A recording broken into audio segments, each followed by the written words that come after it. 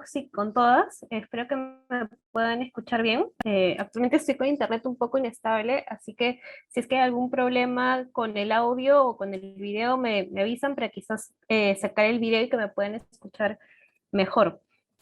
Bueno, como les comentó el compañero, en la sesión del día de hoy va a estar un poco más centrada en lo que es políticas sociales, sobre todo, y vamos a ver un poco de la idea de la política social que también sé que la han visto un poco en las primeras sesiones y cómo eso se va aterrizando, cómo eso se va territorializando, con el objetivo de que conozcan un poco más sobre qué tipo de alianzas, qué tipo de modelos, qué tipo de metodologías también se pueden implementar para, digamos, operación de todas las políticas sociales y que a partir de esta discusión que tengamos en la siguiente sesión podamos partir de un par de ejemplos y plantear algunas soluciones a problemas sociales.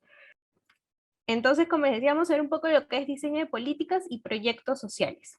Vamos a ver hoy un poco de lo que significan las políticas sociales, una introducción a las políticas sociales, cómo han sido abordadas en el Perú.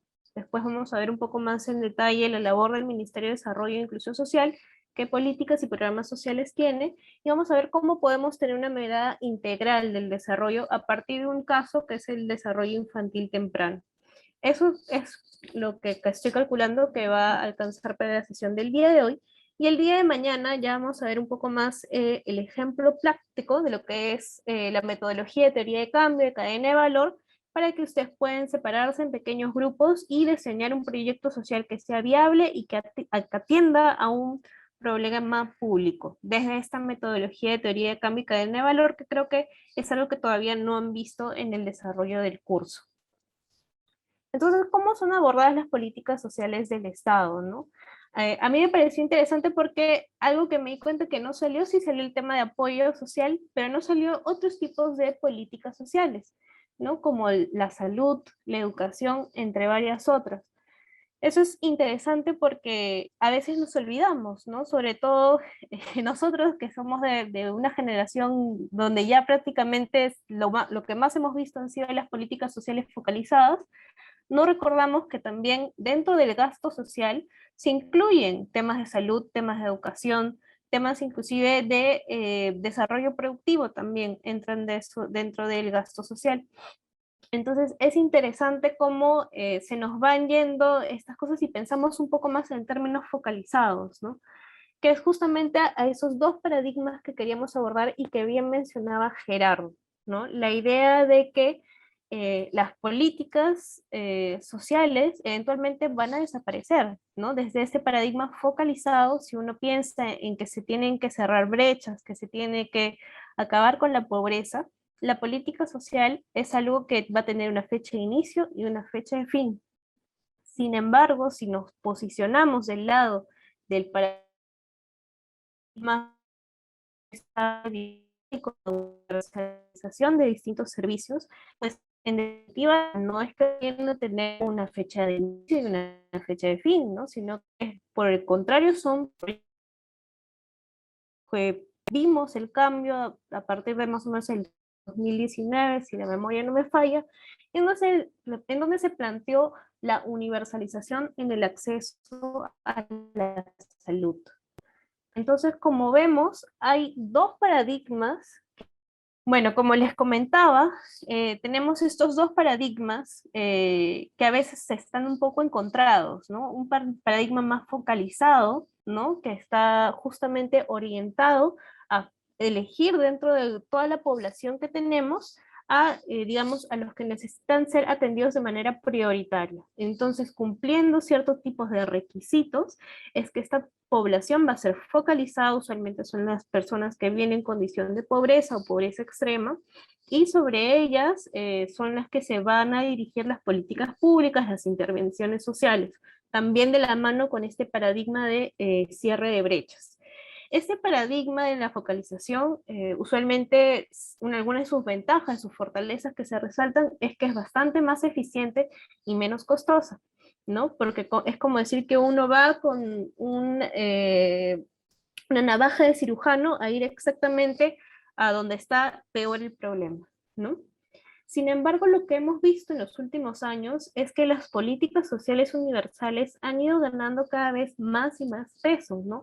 Un lugar más importante también en la discusión, sobre todo porque las políticas universales también atienden a otro de los grandes problemas que tenemos como sociedad y a nivel latinoamericano, que es el tema de la desigualdad.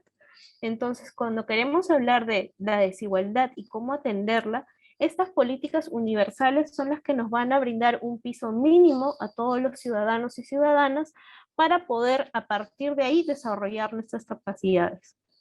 Entonces, ambos paradigmas también han salido en sus respuestas, si se dan cuenta, ¿no? Algunos han hablado de focalizado, de apoyo, y otros han hablado más de leyes, ¿no? Y de varios otros temas más. A mí me parece que es más interesante el paradigma universal, porque creo que nuestro contexto es prácticamente lo más urgente, y también creo que esta visión de que solo debe ser focalizado también ha generado una distorsión, porque se empieza a pensar que lo público, como tú mencionabas, solamente es para las poblaciones vulnerables, y no es así. De hecho, el ámbito educativo, la idea es que tenga una cobertura para todas las clases sociales, independientemente de tus posibilidades o inclusive más allá de si eres parte de una población vulnerable o no. Porque si estos, digamos, si estos ámbitos sociales de educación, salud, terminan siendo exclusivamente focalizados en pensar, digamos, en las clases bajas o en las clases que están pasando pobreza o necesidad, lo que terminas haciendo es, digamos, sectorizar estos servicios, y eso también reproduce las desigualdades. Yo me acuerdo haber leído una lectura muy interesante que mencionaba esto, que cuando el ámbito educativo solamente es, digamos, de acceso para las clases bajas, lo que genera es una educación, digamos, una educación que no es, digamos, ¿cómo se llama? Que no permite, digamos, que sea un punto de encuentro, digamos, de todas las capas sociales, sino que las clases altas pues se van a una educación privada, una educación donde pueden pagar más, y eso pues, digamos, como que también sectoriza, digamos, luego el mercado laboral y reproduce las desigualdades, ¿no? Como dónde estudiaste, ¿no? Si estudiaste en el ámbito público o privado, ¿no? Entonces, no es así la educación un lugar de conocimiento de la realidad o de construcción, digamos, de una identidad nacional o de un encuentro común, sino todo lo contrario. Entonces, creo que lo mismo pasa con el tema de salud. Entonces, por eso, al menos para mí, viendo nuestra realidad, sería más urgente que se establezcan políticas universales que no estén que sí consideren las necesidades particulares, digamos, de las poblaciones vulnerables, pero que no estén solamente focalizadas ahí, porque si no, como decía, terminan reproduciendo las desigualdades, y eso estratifica más la sociedad. Eso era lo que quería mencionar. Muchas gracias, en verdad. Tu intervención creo que ha sido muy interesante también al hablar en términos de educación. Nosotros sabemos que a nivel regional somos uno de los países con los indicadores más bajos de logro educativo, sobre todo en lo que es la educación pública, aunque también la educación privada no se salva, ¿no? Porque también tenemos todo este fenómeno de educación privada a bajo costo, que está justamente, como bien menciona su compañera, perpetuando desigualdades sociales. ¿No? Y también, a pesar de que, digamos, el acceso a la educación pública es universal, lo que ha ocurrido es que no se le ha asignado el presupuesto necesario, entre varias otras cosas más, que ha generado que se empobrezca mucho la educación pública, sobre todo a nivel básico, ¿no?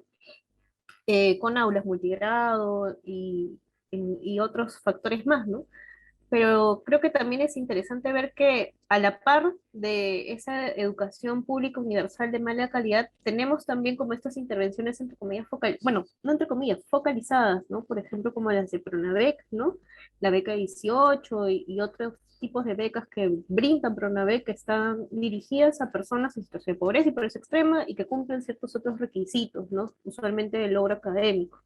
Entonces, ahí también tenemos esa tensión entre ambas tipos de políticas, ¿no? Y si se acuerdan, hace no mucho también hubo em, todo un debate con respecto a los colegios de alto rendimiento, ¿no? Porque justamente se decía, bueno, Los de alto rendimiento, que es como una política focalizada, están brindando más oportunidades a aquellos alumnos que pueden, digamos, que tienen más posibilidades académicas de resaltar, ¿no? Entonces se están brindando toda una trayectoria para justamente es movilizarse socialmente y salir de esta reproducción de la desigualdad. Y otros decían, bueno, pero también se le está quitando, digamos, recursos a la educación básica pública, ¿no?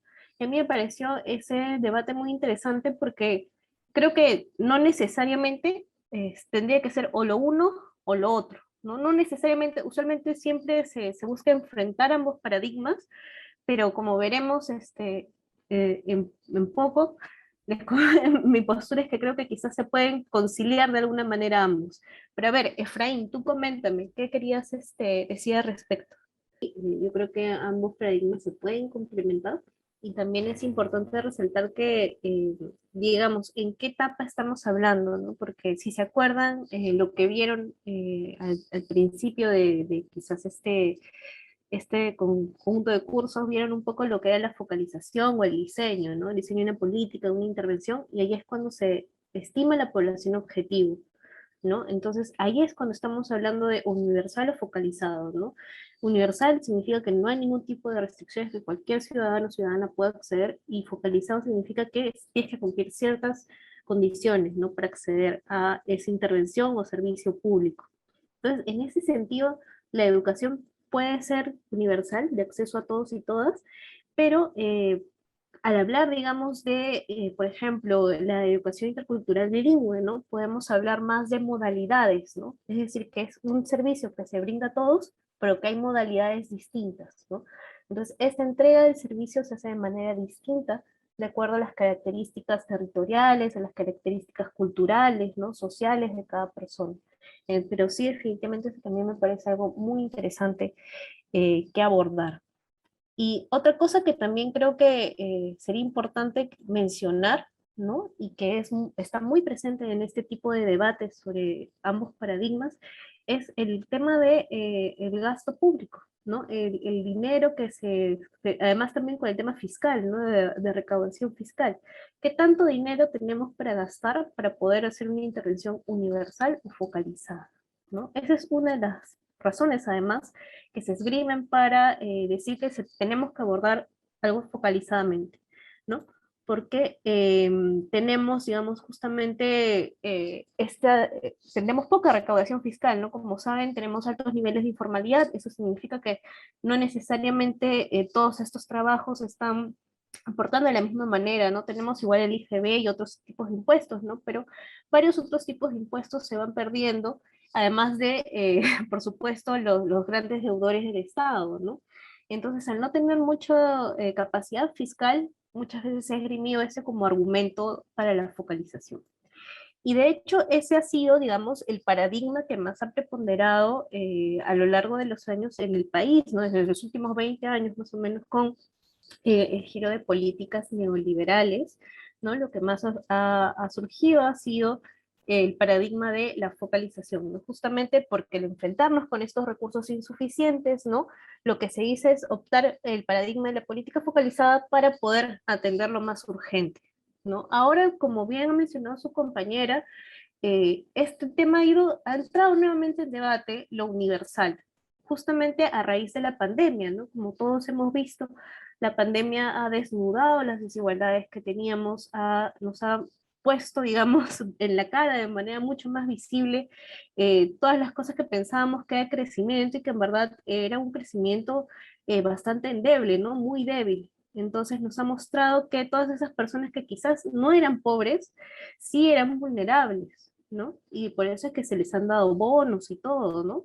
Y todavía se continúan dando bonos para atender, digamos, a esta necesidad de una población que no era pobre, económicamente pobre, pero que la probabilidad de que vuelva a caer en pobreza o de que caiga de su situación socioeconómica era muy alta, ¿no? Frente a cualquier riesgo, frente a cualquier crisis, podía volver a caer. Y una de las razones por las que se ha visto eso es porque no habían ciertas políticas universales necesarias para poder atender eso. Entonces, bueno, como vemos, en verdad, el tema de política social es muy, muy amplio, Tenemos para hablar de políticas de salud, de educación, apoyo social, sistemas de pensiones también dentro de todo lo que es la política social, desempleo, políticas, ¿no? El empleo para contener, digamos, el desempleo, como seguros de desempleo, en tal. Hay un conjunto muy amplio de políticas, ¿no? Pero ahora lo que vamos a hacer es centrarnos un poco en lo que ha hecho el Estado, ¿no? Hasta ahora, sobre todo en esta visión más focalizada, ¿no? Como sabemos, hay algunas intervenciones de carácter universal que pueden tener sus pros y sus contras, como en salud, que se quiere que sea universalizado el SIS, pero que sabemos que no es una atención de calidad para todos y todas, y lo mismo en educación, ¿no? Pero ahora lo que vamos a hacer es focalizarnos un poco, focalizarnos a la redundancia en lo que hace el Ministerio de Desarrollo e Inclusión Social. Entonces, el MIS en verdad es uno de los ministerios más jóvenes, ¿no? Se crea en el 2011 justamente con la idea de renovar un poco la política social. Porque antes del MIS lo que se tenía eran algunas políticas desde el MIMP, algunas otras políticas desde la presidencia del Consejo de Ministros, y sobre todo había mucho uso político, ¿no? Aquí estamos hablando, por ejemplo, en la época de los 90, ¿no? Donde bajo este paradigma más clientelista, ¿no? Se utilizaba el apoyo social de una manera más política, ¿no? Entonces dependía de si el distrito, si el alcalde tenía buenas relaciones, ¿no? Con el alcalde, el gobierno regional, con el mismo presidente, podía conseguir distintos tipos de apoyo, mientras que otros no.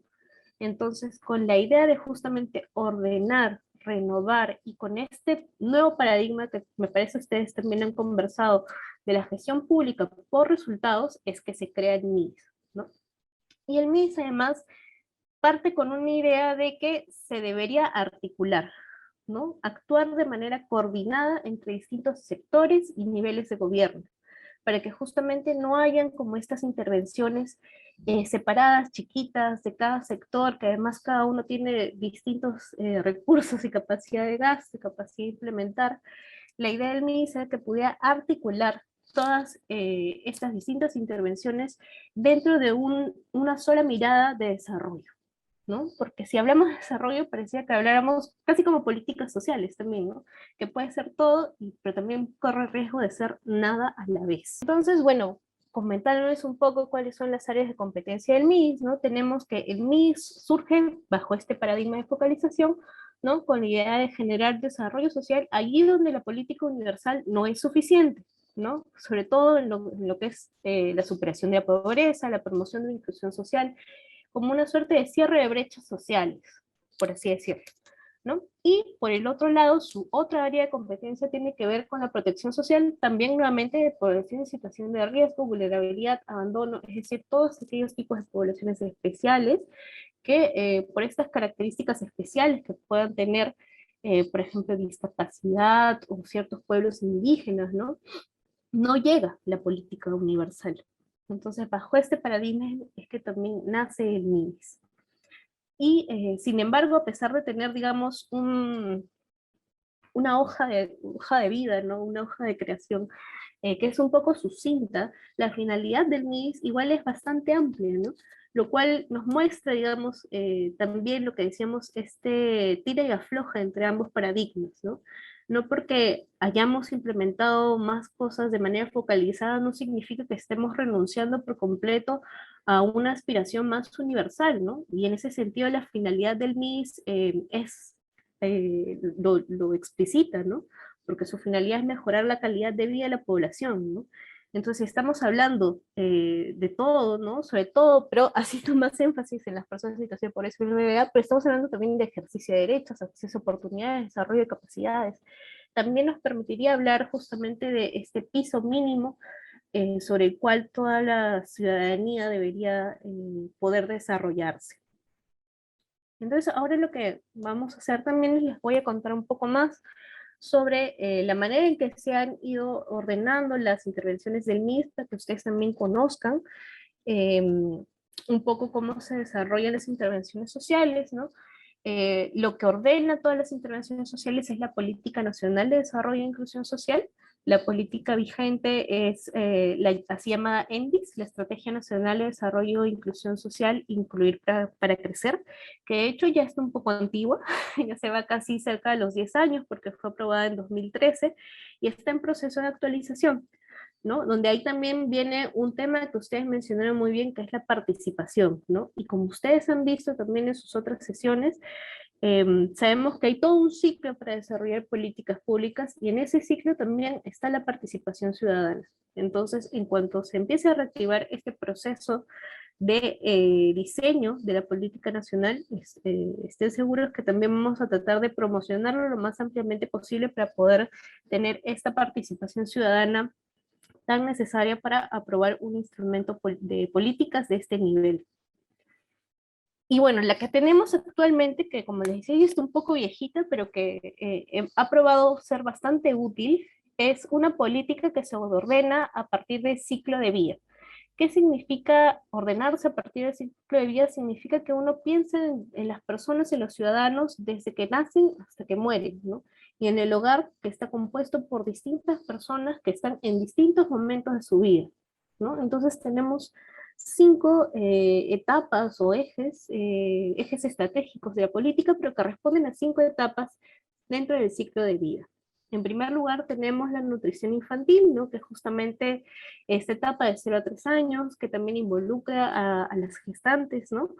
Em, y que está sobre todo orientada a lo que es la reducción de la desnutrición crónica, ¿no? Que se identifica como el problema público más relevante en esta etapa. Después tenemos el desarrollo infantil temprano, que bueno, es un poco más abarcador y de hecho ahora ya no se habla tanto de nutrición infantil, sino como algo más dentro del desarrollo infantil temprano y que tiene una mirada integral sobre el niño, ¿no? Para desarrollarse físicamente, cognitivamente, emocionalmente, socialmente, etc. Después tenemos toda la etapa de la niñez y la adolescencia, y en la etapa de la adultez lo que se ha priorizado dentro de esta política es el tema de inclusión económica, ¿no? Las oportunidades y capacidades de los hogares para incrementar sus ingresos. Ahora, esto es interesante porque en el proceso de actualización se quiere virar hacia una mirada un poco más integral como la del desarrollo infantil temprano, pero sobre eso volveremos un poco más adelante, cuando veamos el ejemplo del desarrollo infantil temprano a profundidad. Y por último tenemos de 65 años a más, ¿no? La etapa de los adultos mayores y todo lo que tiene que ver con la protección del adulto mayor y lograr su bienestar. Entonces, la idea es que todos los ciudadanos logren su bienestar a partir de este tipo de políticas que van a seleccionar, van a priorizar ciertos resultados justamente para ordenar, articular, como les decía, entre distintos sectores, en distintos niveles de gobierno, pero también para quizás concentrar esfuerzos también a partir de estos resultados priorizados en la población más vulnerable. Entonces, ¿cómo es todo este ecosistema de funcionamiento? ¿Cómo funcionan las políticas? Ustedes ya han visto digamos, cuadrito de aquí de las etapas del ciclo de gestión pública, ¿no? Del diseño de políticas, ¿no? El diagnóstico, el diseño, implementación, seguimiento y evaluación. A veces tienen nombres distintos, ¿no? Como CEPLAN, creo que son como 4 también, pero tienen nombres ligeramente distintos. Em, pero la idea es cómo esto realmente lo voy a implementar, ¿no? Porque a veces se siente que la política puede llegar a ser o corre el riesgo de que sea una letra muerta. No sé cuántos de ustedes también han visto, ¿no? Como leyes, como políticas, a veces quedan en un papel y cuesta mucho realmente llegar a implementarlas, ¿no? Entonces, con esto en mente es que se hacen distintos sistemas funcionales, ¿no? Y en el caso de todo lo que es desarrollo, está el Sistema Nacional de Desarrollo e Inclusión Social, el SINADIS, que es conducida por el MIS y que es ejecutada por el sector, pero también de manera articulada, ¿no? Y ahí, para eso justamente quería mostrarles este esquema este esquema siguiente, donde pueden ver un poco cómo sería idealmente, digamos, la implementación de las políticas. Todos sabemos que la implementación de las políticas no es solamente técnico, ¿no? También tiene que ver con poner un tema sobre agenda, ¿no? Entonces, a veces se logra que este sistema funcione bien, ¿no? Si el tema está en la agenda, si todo el mundo está de acuerdo, y otras veces no tanto, ¿no? Entonces, como ven, acá van a haber distintos actores, las CIAs, las CIS, la CIAR y la CIAL, en un momento se los voy a explicar, y sobre todo también la participación de la sociedad civil, ¿no? Entonces, en este ejemplo de esquema, les puedo mencionar que aquí están distintos convenciones intersectoriales, intergubernamentales, ¿no? Que sirven como parte de este ecosistema de el desarrollo y la inclusión social. Entonces, por ejemplo, ustedes aquí tienen las CIAS. Las CIAS es la Comisión Intersectorial de Asuntos Sociales, que es de más alto nivel, es decir, que reúne a los ministros, a las ministras, y también al presidente del Consejo de Ministros, ¿no? Entonces, la Secretaría Técnica la lleva el MIDIS, entonces el MIDIS puede traer algunos problemas a la mesa y dentro de una sesión de las CIAS, es decir, con el resto de ministros y ministras, se conversa sobre qué es lo que se va a hacer. Por ejemplo, los bonos tienen que ser aprobados por las CIAs, ¿no? Se lleva una sesión de las CIAs para ser aprobada. Cualquier política importante, digamos, que requiera la articulación de distintos sectores, se lleva también entre las CIAs. ¿Por qué los bonos se llevaron a las CIAs, por ejemplo? Porque también los bonos pasados, sobre todo, necesitaban también del Ministerio de Trabajo, ¿no? ¿Se acuerdan? Porque dependía de si uno tenía empleo, si no tenía empleo, los planillones, ¿no? Entonces también se hacía con el Ministerio de Trabajo, con el Ministerio de Economía, ¿no? Porque tenía que soltar el dinero. Y así distintos temas se van llevando a las CIAs, digamos, para ponerlos en agenda, para que sean importantes, para que haya un consenso de que son temas importantes para todo el gabinete ministerial. Y otra instancia que también tenemos es la CIDIS. La CIDIS es la Comisión Intergubernamental de Desarrollo e Inclusión Social, y que significa que, digamos, reúne ya no a los distintos sectores, no a los distintos ministerios, sino más bien a los distintos niveles de gobierno. Entonces vas a tener a representantes de la Asamblea Nacional de Gobiernos Regionales, de la Asociación de Municipalidades, ¿no? De Remurpe. Entonces la idea es tener a distintos representantes junto también con, digamos, los encargados a nivel regional del MIDIS, ¿no? Para ayudar a implementar la política de desarrollo e inclusión social. Entonces, por ejemplo, ha habido varias sesiones de la CIS en donde se ha puesto en agenda el tema del desarrollo infantil temprano, y es un buen momento para priorizar, para planificar metas, para sensibilizar sobre ciertos temas, ¿no? Entonces, aquí también podemos ver todos los, digamos, los pormenores que hay detrás de la implementación de una política y de cómo llegamos a que esas políticas en el papel realmente se territorialicen, ¿no? Y otro de los elementos que también estaban dentro de este sistema, ¿no? Del SINADIS, son las IAR y las IAL, que disculpen en verdad porque son bastantes acrónimos, pero así es como suele funcionar el Estado. Las IAR son las instancias de articulación regional y las IAL son las instancias de articulación local, ¿no? Entonces, digamos, son nombres, pero simplemente para decir alguna plataforma multiactor a nivel regional y una plataforma multiactor a nivel local, ¿no? Y sobre todo los que son a nivel local, ahí vamos a poder tener la participación de distintas organizaciones de la sociedad civil, ¿no? Organizaciones sociales, organizaciones indígenas, comunidades campesinas, comunidades nativas, comunidades populares, eh, etc., ¿no? Y a nivel regional también, ¿no? También podemos tener a organizaciones de la sociedad civil con alcance regional y también a otros miembros que les puedan parecer importantes, ¿no? Ciertos temas como el sector privado, ONGs. Por ejemplo, si estamos hablando de desarrollo infantil temprano, pueden ser ONGs vinculadas al apoyo para niños, pueden ser organismos multilaterales como la UNICEF. Si estamos hablando de temas productivos, pueden ser también, digamos, asociaciones de productores, empresas agroindustriales, o sea, en verdad, es muy amplia, es una plataforma multiactor, justamente para continuar poniendo el tema en la agenda. Entonces, así es como se va llegando, ¿no?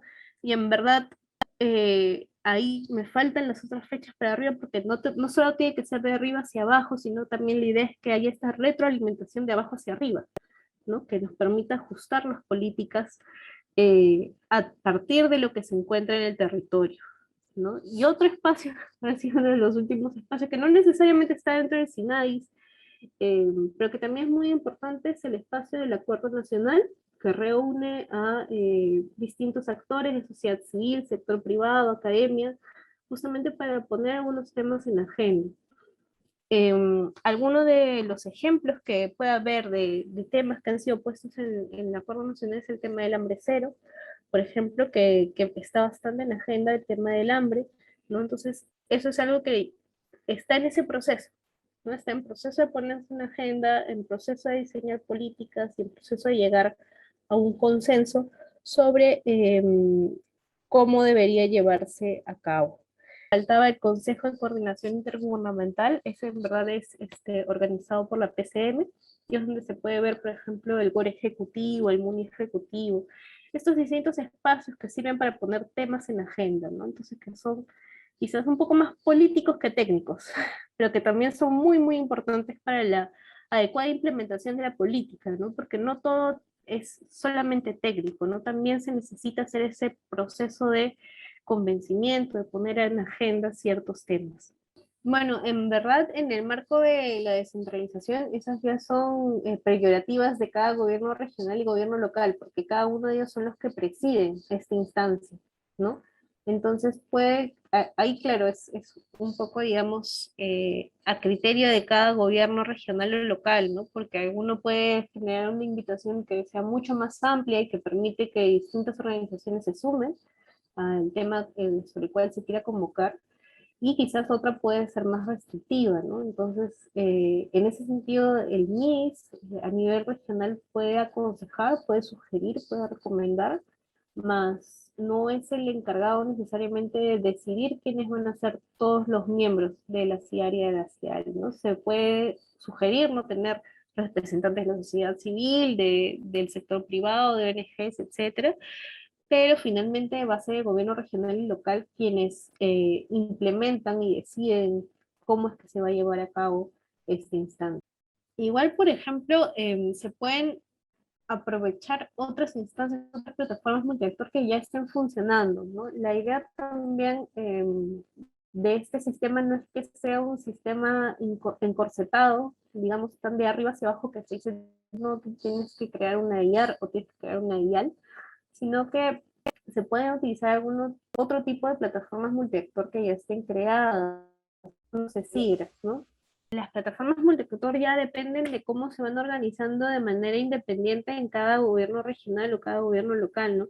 En los gobiernos locales, para serte sincera, ahí sí es bastante más limitado, inclusive el propio funcionamiento del IAL tiene bastante más barreras, ¿no? Porque no es que se acostumbre, digamos, sobre todo a nivel distrital, a hacer una plataforma multiactor más allá de, por ejemplo, procesos como el presupuesto participativo, pero a nivel regional sí tenemos algunas otras plataformas multiactor, como por ejemplo los ESIGRA, que son estos comités que son creados por el Ministerio, el MIDAGRI, el Ministerio de Desarrollo Agrario, el Desarrollo Agrario y Riego, y también tenemos otros tipos de plataformas multiactor a nivel no distrital, pero quizás sí provincial, como por ejemplo los que son creados por el CERNAM, como los comités de gestión de áreas naturales protegidas, que también pueden utilizarse para poner en agenda distintos temas, ¿no? Entonces, la riqueza de este sistema es que es un sistema flexible, ¿no? Entonces, no es que te tienes que llamar IAR para poder, digamos, validarte y funcionar, ¿no? Lo que sí, lo único que sí se pide es que se tenga la presidencia de los gobiernos regionales y locales, ¿no? Como parte, digamos, del sistema de las políticas públicas, por ser ellos los encargados, además de brindar los servicios a la ciudadanía y de territorializar justamente la política, es decir, de ajustarla de acuerdo a las distintas necesidades culturales, sociales, geográficas que hay en la zona. Es cierto que es algo que lo bueno de que no esté muy normado es que es flexible, lo malo de que no esté muy normado es que a veces algunas regiones van a ser más sólidas que otras, algunos gobiernos locales van a estar más interesados que otros. Entonces, eso es lo bueno y lo malo de la flexibilidad. Bueno, sabemos que tenemos este sistema nacional y ahora tenemos este sistema que es bastante flexible, pero que al ser flexible a veces también queda un poco a criterio, ¿no? A criterio político, interés.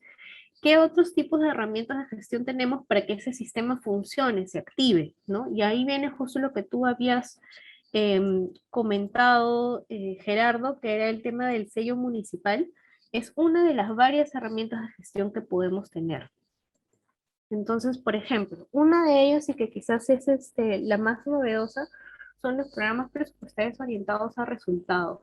Estos son, en verdad, cada programa del MIS es un programa presupuestal, pero los programas presupuestarios orientados a resultados, su fortaleza es que dan la posibilidad también de articular a distintos sectores. Entonces, como hemos visto que el desarrollo es un tema que supera a una mirada solo de un solo sector, sino que tiene que ser una mirada un poco más integral, esta idea de los programas presupuestarios orientados a resultados nos permite que distintos sectores conversen entre sí, se pongan de acuerdo, prioricen cosas para que realmente se logren esos resultados que queremos en la ciudadanía, ¿no? En el cierre de brechas, en las distintas metas que se pongan eh, las instituciones públicas y la población en general. Algunos de los ejemplos que tenemos sobre estos programas presupuestarios orientados a resultados es el de desarrollo infantil temprano, que es conducido por el MIS y sobre el cual les voy a contar un poco.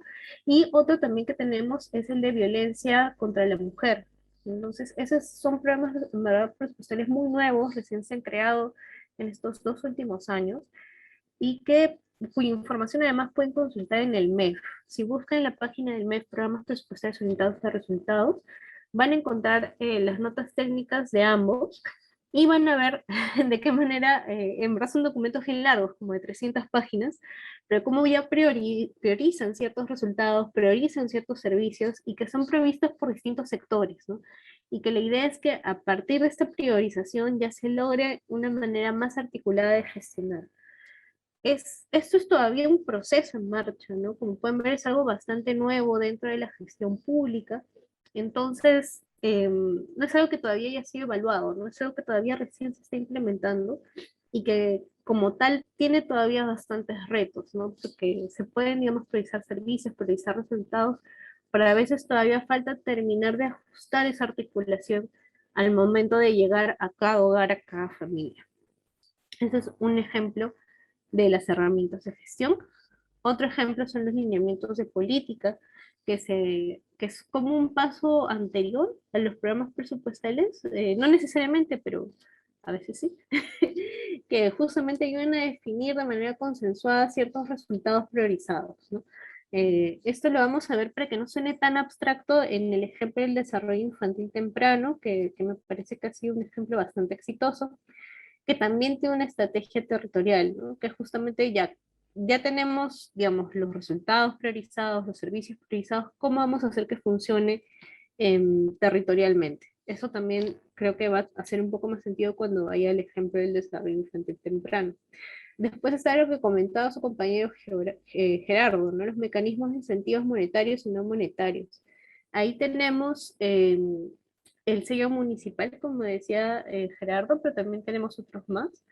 Voy a ver si puedo anotar.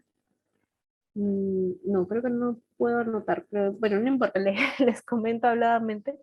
Eh, el sello municipal es un incentivo no monetario, es como una suerte de concurso entre alcaldes, alcaldesas, por cumplir metas, ¿no? Entonces establecen metas de acuerdo a resultados priorizados y si es que cumples esa meta, se te da un premio, ¿no? Como calificando que tu gestión es buena. Dentro de esos incentivos no monetarios también hay incentivos monetarios, que por ejemplo son los que lleva a cabo el MEF a través del PIN, del programa de incentivos monetarios que ellos tienen, y que no solo ya es un reconocimiento, digamos, a que tienes una buena gestión, que puede ser algo un poco más simbólico, sino que también va acompañado de un ingreso, ¿no? Entonces se da un pago por cumplir, como una transferencia condicionada, por así decirlo, por cumplir ciertas metas en ejecución y la ejecución de gasto público, sobre todo, sobre ciertos resultados priorizados. Y también no solo está a nivel distrital, sino que también hay algunos mecanismos de incentivos a nivel regional. Por ejemplo, el MIS tiene lo que se llama el FED, el Fondo de Estímulo al Desempeño, y que también está vinculado al desarrollo infantil temprano, ¿no? Que como les comento, creo que todo va a hacer bastante más sentido cuando veamos ese ejemplo. También hay distintos mecanismos de innovación social, ¿no? Instrumentos de seguimiento y evaluación que ustedes ya conocen. Y después tenemos también el Sistema Nacional de Focalización que nos ayuda, digamos, a ordenarlo. Como les decía, eso es algo que todavía está en proceso de fortalecerse, ¿no? Porque tenemos ahora resultados, servicios priorizados, pero ese problema es que no llegan como deberían, hay problemas, ¿no? Con la focalización. Creo que se vio también bastante en el proceso de implementación de los bonos. Ustedes se acordarán de varias personas que decían que no habían sido empadronadas en el Padrón Nacional de Hogares y que ha mostrado que hay problemas también, porque eso es un servicio que también ha sido descentralizado, ¿no? Son las municipalidades locales las que son encargadas de empadronar eh, para el padrón de hogares y finalmente es el MIS el que da la clasificación socioeconómica, pero si no tienes insumo brindado por las municipalidades locales, no puede dar en la clasificación final, ¿no? Entonces ahí también tenemos un reto para fortalecer el Sistema Nacional de Focalización, y no solo viéndolo como algo que o es focalización o es universalización, ¿no? Sino porque también puede servir para distintas cosas, ¿no? Es como un sistema nacional de registro, por así decirlo, si quisieran verse de esa manera, tiene la potencialidad de que sea eso, ¿no? Porque, por ejemplo, con el padrón único de hogares que se ha elaborado a partir del bono, ya no es una focalización de pobre no pobre, ¿no? Sino que entran a tallar otro tipo de características de los hogares para generar este padrón, ¿no? Entonces, de la misma manera, ¿no? Se pueden hacer varios distintos criterios para justamente brindar servicios diferenciados, pero no necesariamente solo para la población en pobreza extrema, ¿no? Sino que también puede tener esa ambición quizás un poco más, si no universal, al menos algo un poco más ambicioso que solo población en pobreza extrema. Y bueno, como les decía, de la mano del Sistema Nacional de Focalización, las intervenciones públicas focalizadas, ¿no? Que dependen de ese Sistema Nacional de Focalización.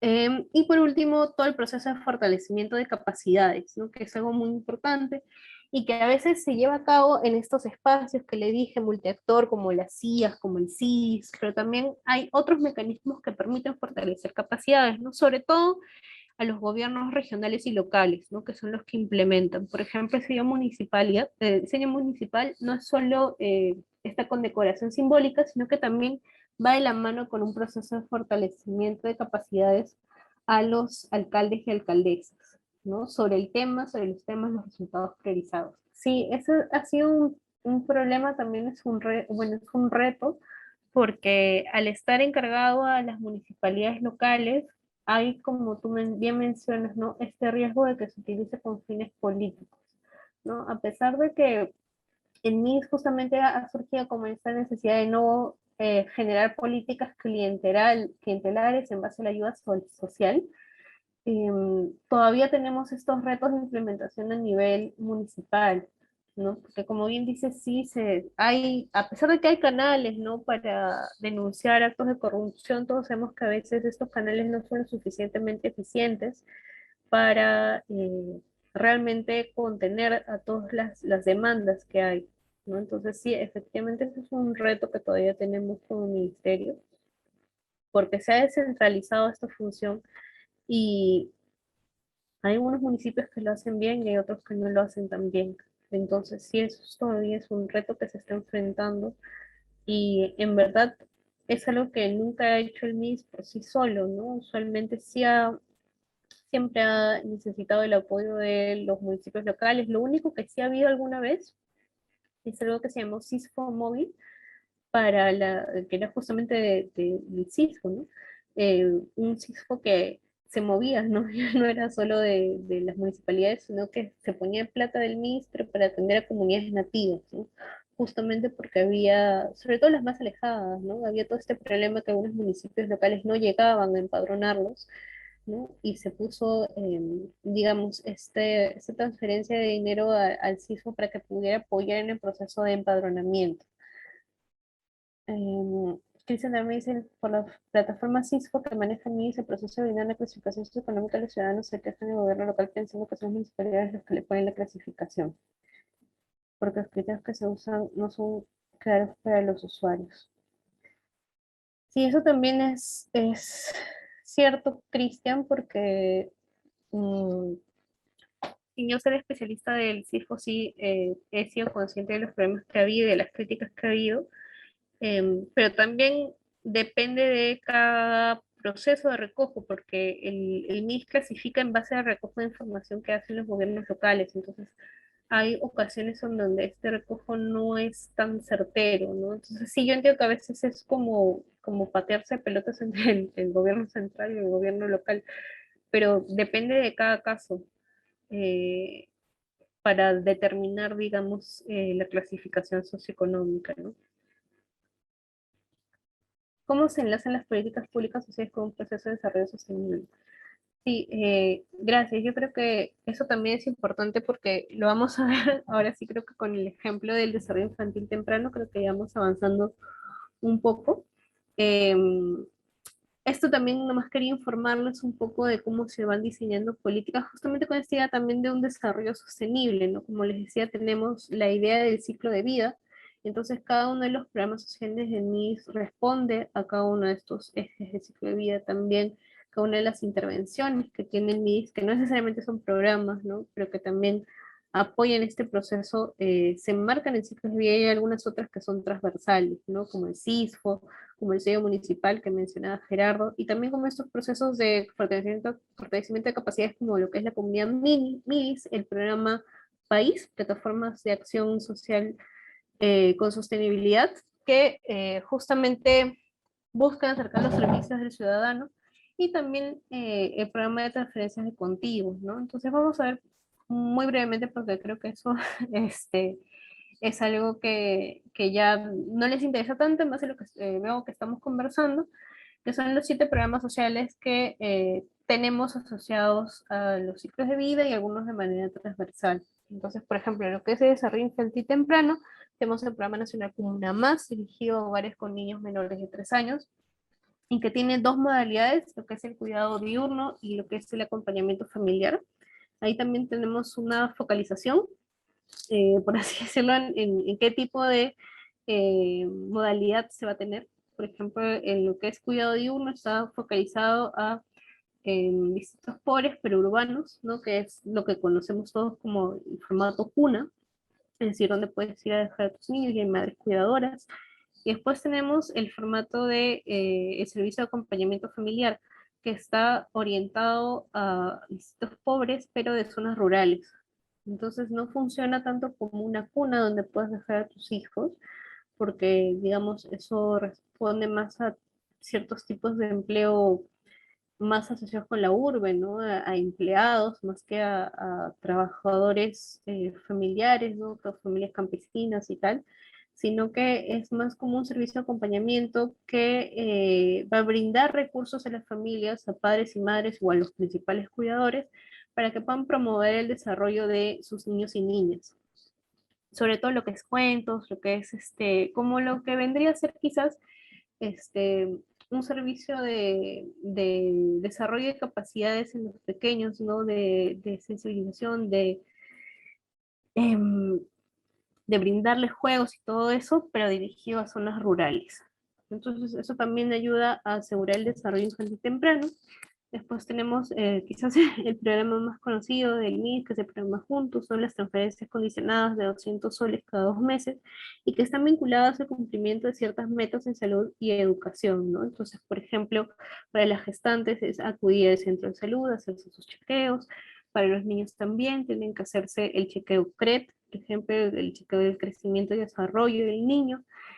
Los adolescentes tienen que cumplir con estar matriculados en el colegio y todo, y si se cumplen todos estos requisitos es que se da esta transferencia, ¿no?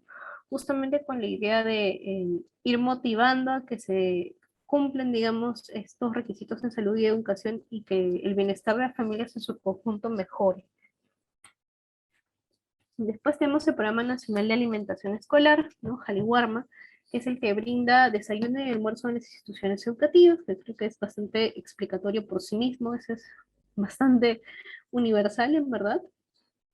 Eh, no sé si por aquí tenemos un mensaje en el chat. Ah, sí, eso es cierto. La mayoría de programas sociales, no todos, pero la mayoría de programas sociales sí están, dependen de la focalización. Y sí es cierto que como te decía, que tienes que ser primero empadronado para luego ser clasificado. Por eso es que hay problemas, pero digamos, los problemas más urgentes que se detectaron fueron en comunidades nativas, porque ahí sí el presupuesto de las municipalidades para ir a trasladarse, a empadronar no era suficiente. Entonces, por eso es que se diseñó esta estrategia del CIFOMODI para poder llegar a comunidades nativas y realizar el proceso de empadronamiento. Igual todavía hay bastantes retos, ¿no? O sea, todavía este no es un sistema perfecto ni de lejos, ¿no? Todavía hace falta que se fortalezca el CISFO. Pero bueno, justamente hablando de programas que no necesitan focalización o empadronamiento en registro, está el FONCODES, ¿no? FONCODES también es parte del MIS, ¿no? Y que está justamente vinculado a este ciclo de vida de la adultez, a la inclusión económica. Entonces, a partir de Hakuwiña y no Hayatay, que es su intervención, digamos, estrella, la más conocida, genera oportunidades económicas en hogares en situación de pobreza. Ahora, en ese caso, lo que está focalizado es el distrito o el centro poblado. Entonces, no es tanto el hogar, ¿no? Si podemos verlo, es como que hay distintos niveles también de focalización. Focalización individual, es decir, que el hogar tiene que ser clasificado como pobre o la persona tiene que ser clasificada como pobre, y después tenemos una clasificación geográfica, que puede ser que o el centro poblado o el distrito esté clasificado como pobre. Y eso sí es a cargo del MIS enteramente y no depende de, digamos, estos procesos de empadronamiento, porque digamos que ya se clasifica un conjunto de personas. Entonces, si bien el FONCODES, digamos, está focalizado, entre comillas, en espacios geográficos pobres, cualquier usuario o usuaria puede sumarse. De hecho, uno de los problemas que se encuentran en el FONCODES es que las personas que se inscriben en el programa a veces no son necesariamente las más pobres de la zona, ¿no? Porque las más pobres de la zona no tienen el tiempo quizás para dedicarle a este programa, etc. etc. Eh, Caliwarma está en estos momentos orientados a apoyar las ollas comunes y a la población vulnerable, principio que se dé prioridad a las iniciativas alimentarias. ¿A qué te refieres con lo último, Cristian? Sí, es cierto que ahora Caliwarma está brindando, como no están atendiendo los colegios, lo que está haciendo es que al Comité de Administración Escolar le está brindando, digamos, la facultad para con las toneladas de alimentos, ¿no? O también a los gobiernos locales. Y eso es cierto que también ha habido bastantes problemas en el proceso de articulación con gobiernos locales, ¿no? Porque se brindan, digamos, el tonelaje de alimentos, pero a veces no necesariamente este llega a las ollas comunes que más lo necesitan, ¿no?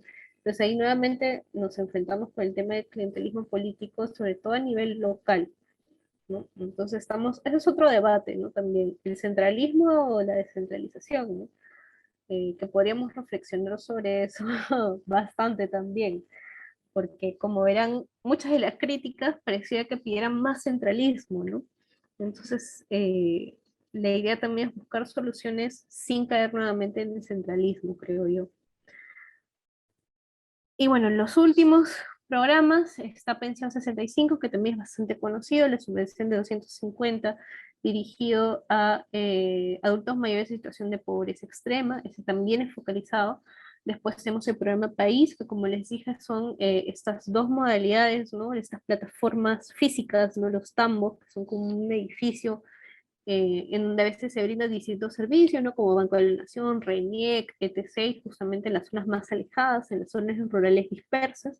Y después tenemos digamos, modalidad no fija, sino móvil, ¿no? Es decir, las PIAs, ¿no? Que son buques fluviales que sobre todo pasan por la Amazonía, ¿no? Y hay uno también en el lago Titicaca, y que son estas plataformas itinerantes de acción social y que buscan también en el mismo buque traer a varios distintos servicios del Estado, no, no solo el MIR, sino RENIEC, Banco de la Nación, a veces también traen consigo servicios de salud, campañas médicas se realizan en los tambos y en las vías.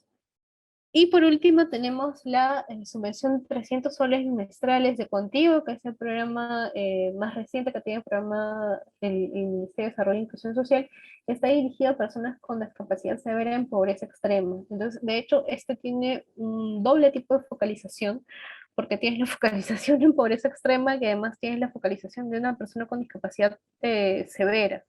Entonces, no solo necesitas estar empadronado en el MIS, sino también necesitas el certificado de discapacidad de CONADIS o que un doctor certifique que tienes una discapacidad severa. Entonces, en verdad, en este proceso también se han encontrado bastantes retos, ¿no?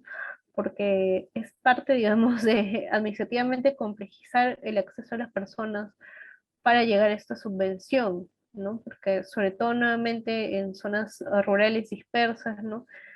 Es muy complicado poder obtener ese certificado de discapacidad severa. Entonces ahí tenemos una subcobertura importante, ¿no? Eso es uno de los retos que todavía tenemos como Ministerio de Desarrollo e Inclusión Social. Y ahora justamente quería ya, para ir cerrando, porque ya estamos un poco sobre la hora, darles el ejemplo del desarrollo infantil temprano, de cómo realmente estas políticas se pueden articular y territorializar en algunos ejemplos.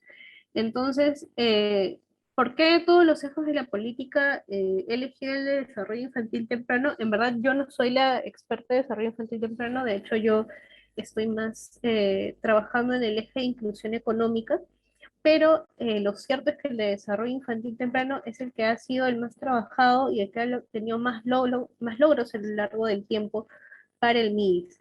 Y ahora vamos a ver cómo es estas distintas cosas que les dije, ¿no? Del ICINADE, de las CIAs, de las herramientas de gestión, se han puesto en práctica para tener logros en lo que es desarrollo infantil temprano. Entonces, para que realmente se consolide como prioridad de política pública, han pasado varios gobiernos también y bastantes instrumentos normativos. Inclusive desde hace ya eh, más de 10 años más o menos, no, sí, inclusive más de 10 años ya había una prioridad del desarrollo infantil temprano, ¿no? Sobre todo en lo que era la desnutrición crónica infantil y la anemia.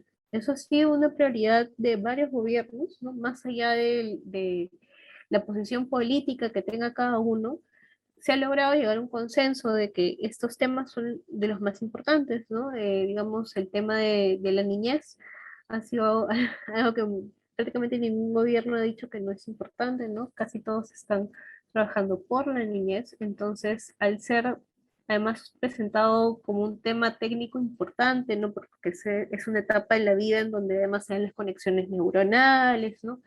Además hay todo este argumento de que $1 invertido en la niñez te ahorra como $10 en la adultez, una cosa así. Eso ha logrado que se consolide como prioridad de política a partir de distintos gobiernos, ¿no? Porque como pueden ver, todos estos instrumentos normativos son de varios gobiernos atrás. Entonces, uno de ellos eran los lineamientos para la gestión articulada intersectorial e intergubernamental para promover el desarrollo infantil temprano denominados primero la infancia. Entonces, dentro de las herramientas de gestión que vimos, ¿no? Como ejemplos, está decidida de los lineamientos de política. Entonces, eso es como que te da algo un poco más concreto, porque la política nacional de desarrollo e inclusión social es muy amplia. Entonces, al hablar de lineamientos, se logra algo un poco más concreto, ¿no? Ya eliges algunos resultados priorizados, ¿no? Basado en evidencia, eliges algunos servicios priorizados también basado en evidencia, y al ser suscrito como decreto supremo, eso significa que fue aprobado en las CIAs. Entonces ahí tenemos un ejemplo de cómo las CIAs, ¿no? Se presenta este documento normativo, se discute, ¿no? Con los equipos técnicos de distintos ministerios y se llega a un acuerdo de que ya estos van a ser los resultados priorizados, esta es la manera de llegar a un desarrollo infantil temprano. Entonces, después, posteriormente a estos lineamientos, tenemos la estrategia de gestión territorial primaria de la infancia, ¿no? Que ayuda, también es otro documento normativo que ayuda a que este documento de política que todavía está un poco arriba se termine territorializando, ¿no? Que se lleguen acuerdos de quién va a ser responsable de cuál. ahí se habla de la CIAR, de la CIAL, entonces cómo es que este documento que fue aprobado por las CIAs, ¿no? Que fue presentado ante las CIS, va a tener espacios, cómo llevarse a cabo a nivel territorial, ¿no? Otro documento normativo importante es la aprobación del programa presupuestal. Entonces, ahí también tenemos, que ha sido en el 2019, ha sido hace bastante poco, tenemos otra posibilidad también de seguir encaminando los distintos resultados de desarrollo infantil temprano para que se logre a los distintos niveles de gobierno, ¿no? Después tenemos también todo lo que se hizo durante la pandemia, ¿no? Que la idea era justamente continuar en este proceso de territorialización y que fue un poco complicado con la pandemia, pero que finalmente sí se pudo, ¿no? A partir de estos lineamientos de implementación a nivel temporal, de lo que se hace temporalmente en la pandemia que ir ajustando.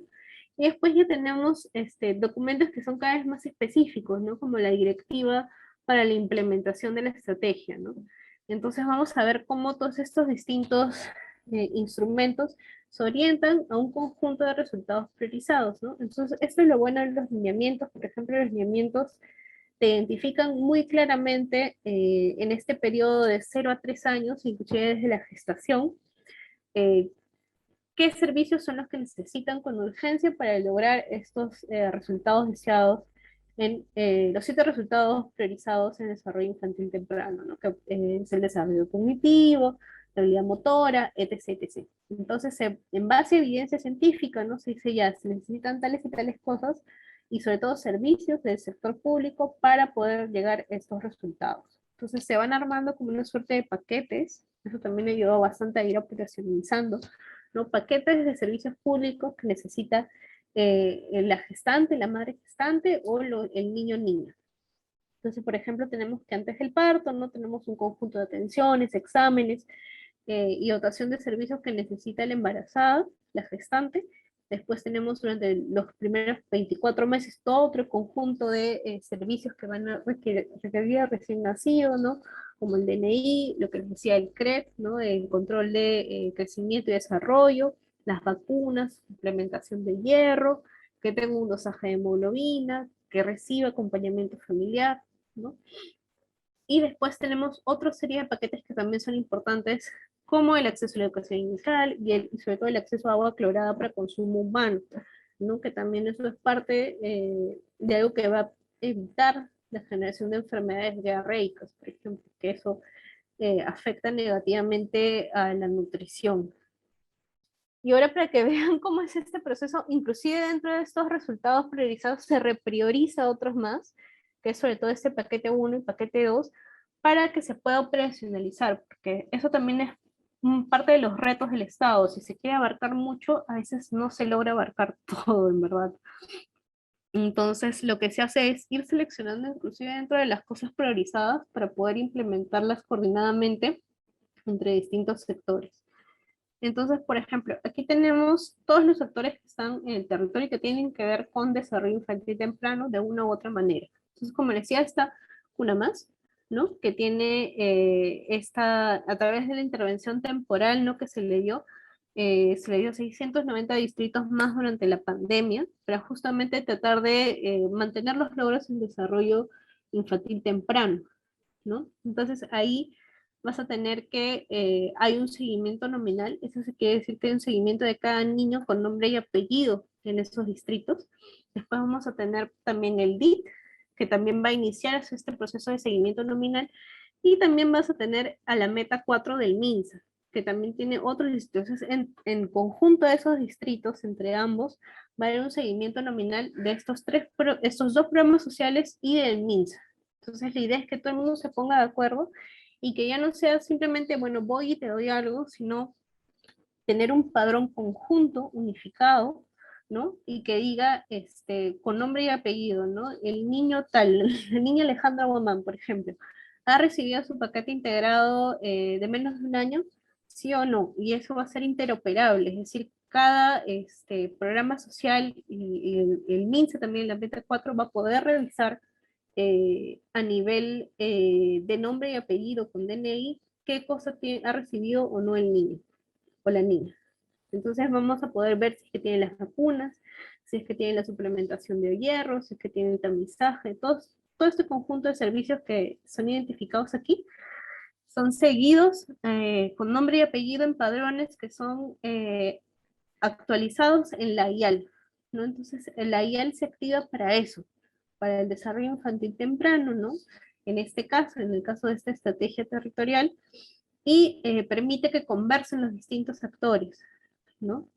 Y después también tienes estos otros incentivos, ¿no? Como el sello municipal que mencionaba Gerardo, como el FED, que es un estímulo monetario, ¿no? A los gobiernos regionales, y que también motivan a la CIAL, a la CIAR, a que esto funcione, ¿no? Entonces ya termina siendo no solo un tema de política, de que está en la agenda, sino también de importancia, digamos, económica para los gobiernos regionales, porque les van a dar un incentivo, y también de prestigio para los gobiernos locales, ¿no? Porque van a tener esta condecoración simbólica y este asesoramiento del MIS para cumplir con sus objetivos.